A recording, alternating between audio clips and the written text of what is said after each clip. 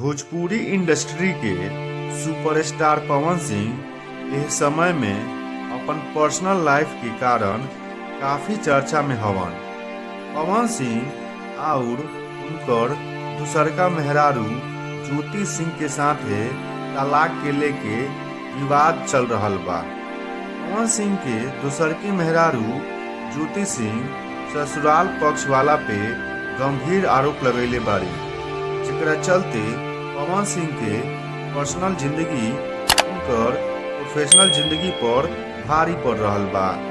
जानकारी के मुताबिक निर्माता अभय सिंह पवन सिंह के जगह खेसारी लाल यादव के अपन कैंप में जगह दे दिले बारन। खेसारी लाल यादव लंदन अपन फिल्म के शूटिंग खातिर रवाना हो गइल बारन। पवन सिंह के घरेलू विवाद के लेके निर्माता निर्देशक रिस्क लेवे से डर रहल बारे। रिपोर्ट्स के मानी तो पवन सिंह के हाल में रिलीज भइल फिल्म हमार स्वाभिमान सिनेमा हॉल में कुछ खास ना कर पायल, जेकरा कारण उनकर जगह पर खेसारी लाल यादव के दे देवल गइल बा।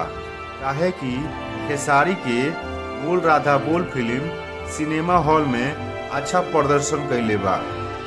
बतावल जा रहल बा कि यसी फिल्म्स के बैनर तले बने वाला फिल्म के शूटिंग लंदन में हो रहल बा, जेकरा चलते भोजपुरी के कलाकार लंदन पहुंचल बारे।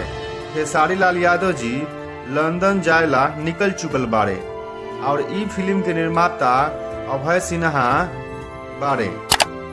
उहे लंदन में होखे वाला फिल्म के शूटिंग में पवन सिंह के जगह नइखे मिलल।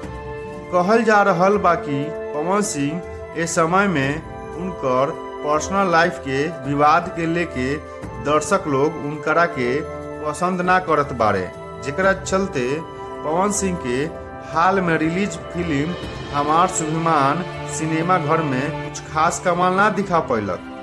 हमारा स्वाभिमान के बस 4 सिनेमा घर में ही जगह मिल पाइल बा, जबकि खेसारी लाल यादव के बोल राधा बोल के 50 सिनेमा घर में जगह मिलल रहे, जेकरा चलते दर्शक लोग खूब पसंद कैले। रौरा लोग के बता दी कि पवन सिंह के दोसरकी मेहरारू उनकरा पे और उनकर घर वाला पे काफी गंभीर आरोप लगैले बारी और दोनों लोग के बीच तलाक के लेके काफी विवाद चल रहल बा। इ विवाद के चलते पवन सिंह के प्रोफेशनल जिंदगी पर बुरा असर पड़ रहल बा। इ जानकारी रौरा लोग के कैसन लागल हमनी के कमेंट करके बताई। रौरा से मिलम हम अगला वीडियो में।